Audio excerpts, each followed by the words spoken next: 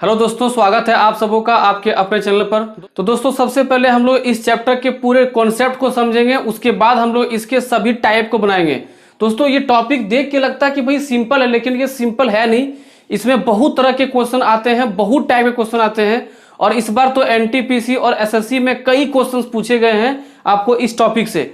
तो आपको इस टॉपिक को बढ़िया समझना है और इसमें कई पॉइंट मैंने लिखा है और अभी कई पॉइंट और समझाने बाकी हैं। चूंकि जगह कम है तो हम कम पॉइंट को लिखे हैं और आप इन सारे पॉइंट को कॉपी में उतार भी लेंगे अगर आपको अच्छे से इस चैप्टर पे कमांड करना है तो। दोस्तों, इसका नाम क्या है? साधारण ब्याज। तो सबसे पहले आप ध्यान दीजिएगा, इसका नाम इतना आसान है तो इसमें जो कॉन्सेप्ट भी होगा वो भी काफी आसान ही होगा, बस समझने का देरी है। एक बार आप समझ जाएंगे चैप्टर को काफी आसान लगेगा। देखिए, सबसे पहले इसमें दो तीन बातों पे आपको ध्यान देना है, जैसे मूलधन, एसआई जिसको हम लोग ब्याज कहते हैं, फिर मिश्रधन, और उसके बाद टाइम को लेकर के कुछ बातें आपको जानना है। तो सबसे पहले हम लोग चलते हैं मूलधन पर। मूलधन को हम लोग अंग्रेजी में क्या कहते हैं? प्रिंसिपल। तो प्रिंसिपल की जो परिभाषा होगी, यानी वैसी राशि या तो आप उसे उधार लेते हैं या फिर आप उसे उधार देते हैं। मान लीजिए आप एक व्यक्ति हैं जो कि बैंक जाकर के मान लीजिए बैंक से उधार लेते हैं, ऋण लेते हैं 1 लाख रुपया के लिए। तो आप 1 लाख रुपया जो आपके लिए होगा वो क्या हो जाएगा? मूलधन। और बैंक ने जो 1 लाख दिया आपको, वो बैंक के लिए भी क्या हो जाएगा? मूलधन। यानी आप अगर उधार ले रहे हैं तो भी वो मूलधन है और जो आपको उधार दे रहा है वो भी मूलधन, उसके लिए वह क्या है? मूलधन होगा। जैसे मान लीजिए आपका दोस्त आपसे 5,000 रुपया मांगता है कुछ इंटरेस्ट पर, कुछ ब्याज पर, तो आप उसको जो राशि देंगे वो आपके लिए भी क्या होगा? मूलधन होगा। और आपका दोस्त जो आपसे उधार ले रहा है वो भी क्या होगा? उसके लिए मूलधन ही होगा। तो यहाँ पे कोई दिक्कत नहीं है मूलधन में। अब चलते हैं हम लोग सिंपल इंटरेस्ट यानी साधारण ब्याज। देखिए, आप एक बात ध्यान रखिएगा, जैसे मान लीजिए आपने 5,000 रुपया या कुछ भी पैसा आपने उधार लिया किसी से, तो भाई उस पर कुछ तो ब्याज लगेगा, कुछ परसेंट तो ब्याज आपको देना पड़ेगा। तो जब मान लीजिए कि आपने वह पैसा 1 साल के लिए आपने लिया है, तो समय बीतने के बाद, 1 साल बीतने के बाद आप उस 5,000 रुपया में जो भी एक्स्ट्रा पैसा आप मिला के देंगे, मान लीजिए कि 10% के रेट से था 1 साल के लिए, तो 5,000 का 10% कितना होगा? 500 होगा। यानी आप 1 साल खत्म होने के बाद कितना देंगे उसको? 5,000 प्लस 500। तो ये 500 ही क्या होगा? वही होगा आपका सिंपल इंटरेस्ट, शॉर्ट में एसआई। समझ में आ गया आपको? कहीं कोई दिक्कत नहीं है। अब अगला टर्म क्या है दोस्तों? मिश्रधन। उसको हम लोग अंग्रेजी में क्या कहते हैं? अमाउंट कहते हैं। देखिए, मिश्रधन में और एसआई में कोई खास फर्क नहीं है। एसआई कितना था? 500 और मूलधन क्या था? 5,000। दोनों को आप मिला दो, कितना हो गया? 5500। वही 5500 क्या होगा? आपका मिश्रधन हो जाएगा। देखो नाम से कितना कॉमन है, मिश्र मैंने मिला देना और धन मतलब पैसा, यानी पैसा में जो आप मिला दे रहे हैं एक्स्ट्रा, वही क्या है? मिश्रधन है, जिसे हम क्या कहते हैं? अमाउंट। तो मान लीजिए आपने अपने दोस्त को 10,000 रुपया उधार दिया, 10,000 रुपया, ठीक है? कितना पर दिया? 20% पर। तो जब वह दोस्त आपको लौटाने आएगा पैसा, तो 10,000 का 20% कितना होगा? बताइए आप, कितना होगा? 2,000 रुपया हो जाएगा। यानी वह आपको वापस करते समय क्या करेगा? 10,000 रुपया भी देगा और वो 2,000 जो ब्याज है वो भी आपको देगा।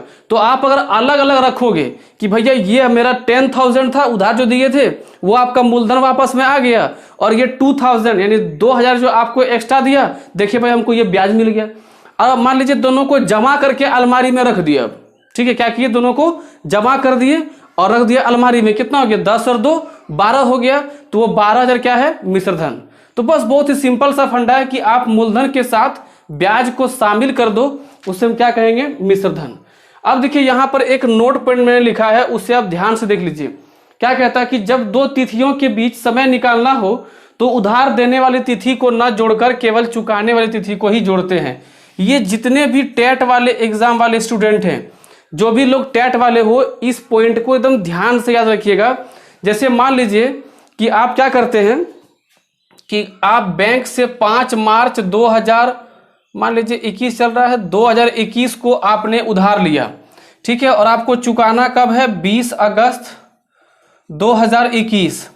अब मान लीजिए जब हम लोग इसमें फॉर्मूला फिट करेंगे और टाइम की गणना करेंगे, तो इसमें क्या करना होगा कि आप जिस दिन उधार लिए हैं, आप एक बार ध्यान रखिएगा कि जब भी आप किसी से उधार लेते हैं, चाहे वो बैंक हो या कोई पर्सनल कोई व्यक्ति हो, तो उस समय जिस दिन आप उधार लेंगे उस दिन का ब्याज आपसे नहीं लिया जाएगा। यानी 15 मार्च से ब्याज शुरू नहीं होकर के कब से होगा, 16 मार्च से।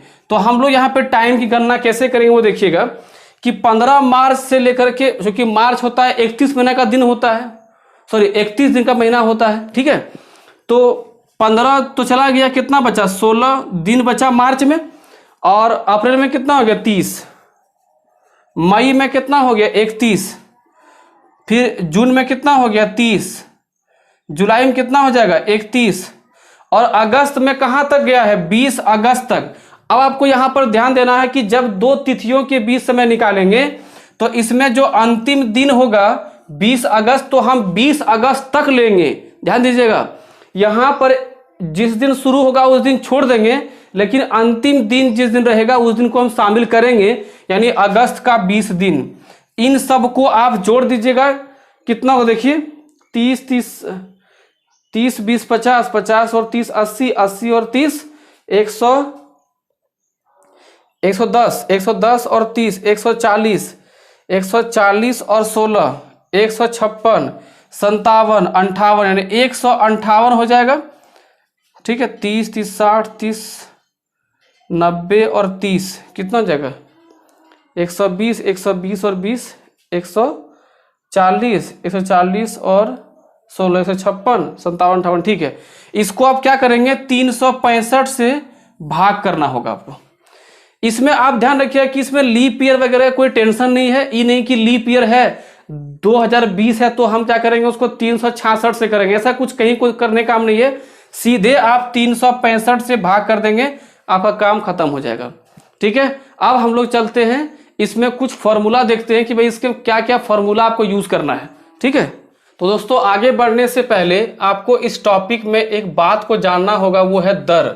क्योंकि आप कोई भी क्वेश्चन से बनाएंगे उसमें बिना दर का सवाल ये हो ही नहीं सकता है। इंटरेस्ट यानी कि ब्याज जो है बिना दर का हो ही नहीं सकता है, क्योंकि आप जब तक दर नहीं बताएंगे तो भैया आपको इंटरेस्ट किस हिसाब से मिलेगा। मान लीजिए आप किसी व्यक्ति से उधार लेते हैं पैसा, जब तक वो नहीं बोला कि भैया क्या टका में उधार देंगे, मतलब टका मतलब परसेंट, देहाती भाषा है।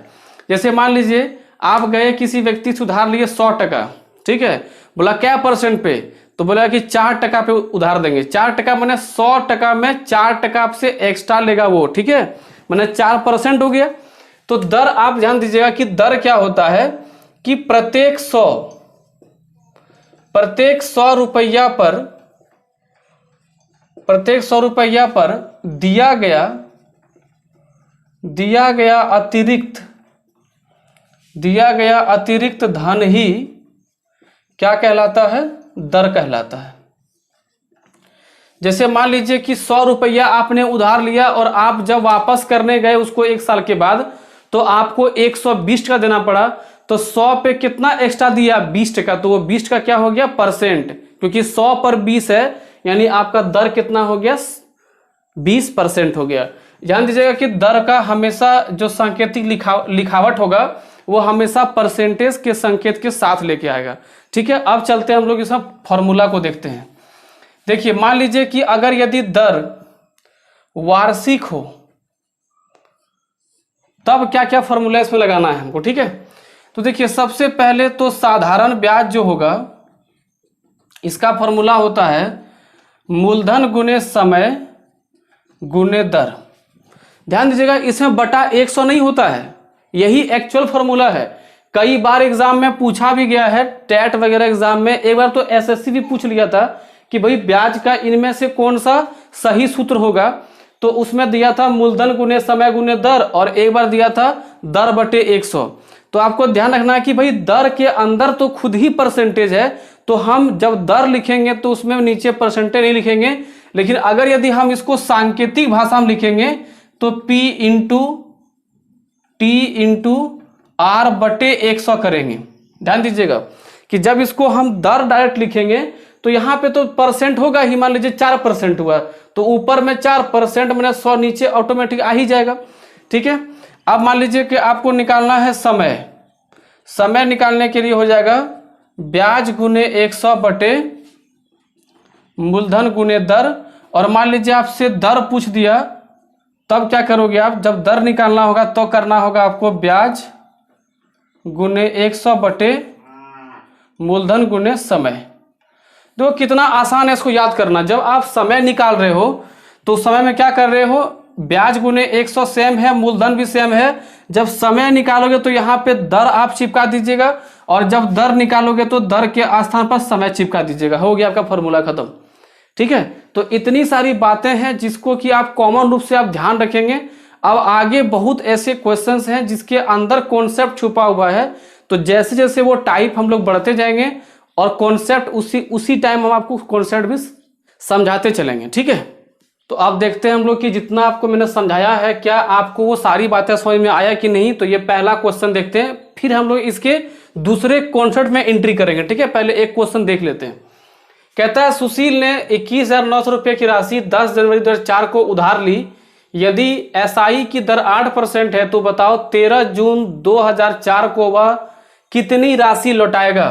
दोस्तों अब हम लोग चलते हैं, देखते हैं कि इसमें टाइम की गणना कैसे करेंगे। जनवरी से कहाँ तक जाना है, जून तक जाना है। जनवरी, फरवरी, मार्च, अप्रैल, मई, जून। तो आपको ध्यान यहाँ पर ये देना है कि जनवरी में देखिए 31 का महीना होता है जनवरी, तो 10 को लिया है वो राशि लिया, यानी कि 10 तो काउंट होगा नहीं, तो 11 से 31 तक जाएंगे, कितना होगा, 21 दिन होगा। यानी जनवरी में 21, फरवरी में आप कितना जब हो जाएगा, देखिए फरवरी में हो जाएगा आपका 29। अब देखो 29 कैसे हो गया, 2004 जो है वो देखो लीप ईयर है। लीप ईयर पहचानने का तरीका होता है कि अंतिम 2 अक्षर अगर वो 4 से कट गया तो भाई वो लीप ईयर है। और लीप ईयर में फरवरी जो होता है वो 29 का होता है। क्या आप में से किसी का बर्थडे 29 को है? तो जिसका बर्थडे 29 को होता है ना, वो 4 साल के बाद वो बर्थडे मनाता है। ठीक है, अब देखो मार्च कितना होगा, मार्च होगा आपका 31 होगा। अप्रैल हो जाएगा आपका 30 का, मई हो जाएगा 31 का, और जून में देखो, जून में कहां तक गए हैं, 13 जून तक गए हैं। तो बस इतने लेंगे आप। अब इसको जोड़ के देखते देखो कितना होगा, देखो 29 एक 30, 30 20 50, 50 और 30 80, 80 और 30 कितना हुआ, 120, 80 और 30 110, 110 और 30 140, 140 और 10 150, 150 और 3 53, 54 और 1 55, यानी 155 बटा 365। आप चाहे इसको 5 से काट लीजिए। पहले ये क्या निकला, ये टाइम निकला है। 5 से काटोगे तो भाई हो जाएगा ये 31 बार में 5 से काटोगे 7 पचे 35 और 5 तिया 15, यानी 31 बटे 73 हो गया। तो अब जो हम लोग ब्याज निकालेंगे, ब्याज कैसे निकालते बताओ, P into R into T। तो ये हो गया P यानी 21,900। R कितना है 8%। ठीक है भाई, परसेंट तो 100 नीचे आ जाएगा, और टाइम को गुना करना है तो 31 बटे 73। अब देखिए यहां से डबल जीरो काट दिए। देखो 73 से काटोगे 3 बार में पूरी कट जाएगा।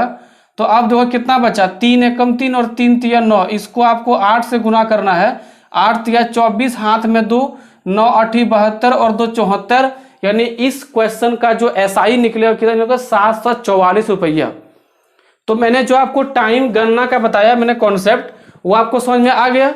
क्योंकि देखिए आज का जो वीडियो होगा वो स्पेशली कॉन्सेप्ट का वीडियो, तो इसमें आपको क्वेश्चन कुछ खास देखने मिलेगा नहीं, 1-2 एग्जाम्पल देखने को मिलेगा। ठीक है, चलिए अब हम लोग इसका सेकेंड कॉन्सेप्ट शुरू करते हैं। तो दोस्तों अब लोग शुरू करते हैं हम लोग दर वाला कॉन्सेप्ट, कि दर की गणना कैसे करते हैं, दर की गणना। ठीक है, अब देखिए ये कॉन्सेप्ट क्या है। जैसे मान लीजिए कहता है, कोई क्वेश्चन कहता है कि भैया कोई आदमी जो है वो 1,000 रुपया उधार लेता है, कितने वर्ष के लिए, 3 वर्ष के लिए, और रेट ऑफ इंटरेस्ट कितना है, 5% रेट ऑफ इंटरेस्ट है। तो बताइए कि भाई सिंपल इंटरेस्ट कितना होगा 3 साल के बाद। तो सबसे पहले यहां ध्यान समझिए कि इसमें आपको सिखाना क्या चाह रहे हैं, ताकि आपको फॉर्मूला से हमेशा के लिए छुटकारा मिल जाए।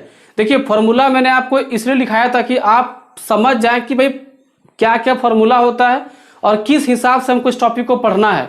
लेकिन अब जो मैं आपको बता रहा हूं इससे आपको फॉर्मूला भी लगाना नहीं पड़ेगा। समझिए कैसे, देखिए मान लीजिए रेट ऑफ इंटरेस्ट जो हम कितना लिए हैं 5%, इसका मतलब हुआ कि 1 वर्ष में 5%, 1 वर्ष में कितना 5%। अब मान लीजिए कि 3 वर्ष का हमको निकालना है एसआई, तो कितना हो जाएगा 15%। कोई दिक्कत नहीं। एक साल में अगर 5% आप इंटरेस्ट दे रहे हैं तो भाई 3 साल में कितना देंगे, 5 दिए 15 देंगे आप। अब देखिए मान लीजिए हमको एसआई निकालना है तो हम उसका फॉर्मूला हमको आए ना आए उससे कोई मतलब नहीं है। हम जान रहे हैं कि भैया 3 साल में इंटरेस्ट कितना है 15%। हम उधार कितना लिए हैं 1000 टका, यानी 1000 टका का 15% मार देंगे, हमारा उत्तर आ जाएगा। तो 1000 टका का 15% निकालना सबको आता होगा, बस यहां से निकाल दिए 15 गुने 10 150 टका। फॉर्मूला से कोई मतलब ही नहीं है। बात समझ में आ गया ना। तो ये होता है कॉन्सेप्ट जो कि आप बढ़िया से समझिए ताकि आपको एग्जाम में यह हेल्प करे।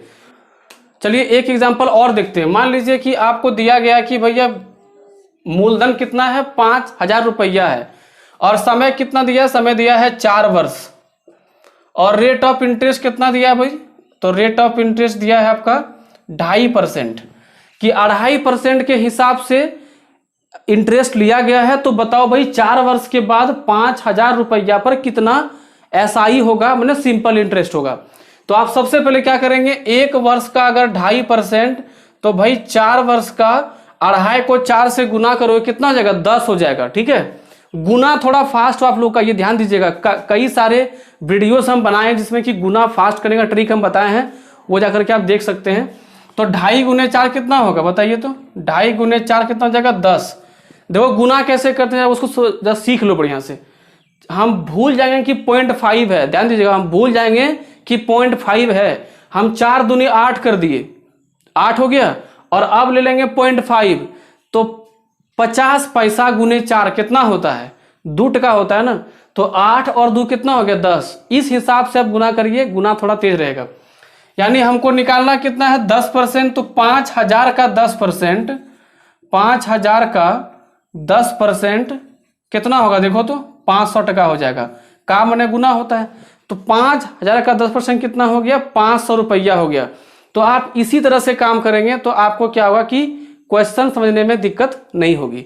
ठीक है, तो दोस्तों फिर मिलते हैं हम लोग सेकेंड वीडियो में, क्योंकि ये वीडियो पूरा कॉन्सेप्ट का वीडियो था। अगर आप इसको बढ़िया समझ में आ गया है तो सेकेंड वीडियो में आपको पूरा का पूरा क्वेश्चन मिलेगा। कम से कम 5 से 7 टाइप का क्वेश्चन हम कवर करेंगे, क्योंकि सिंपल इंटरेस्ट एक बड़ा टॉपिक है। तो इसमें कम से कम 3 वीडियो हम बनाएंगे ताकि आपके एग्जाम के लिए कोई भी क्वेश्चन आपको दिक्कत ना करे, एग्जाम के लिए वो बेहतर हो जाए। ठीक है, तब तक के लिए पढ़ते रहिए। जय हिंद, धन्यवाद।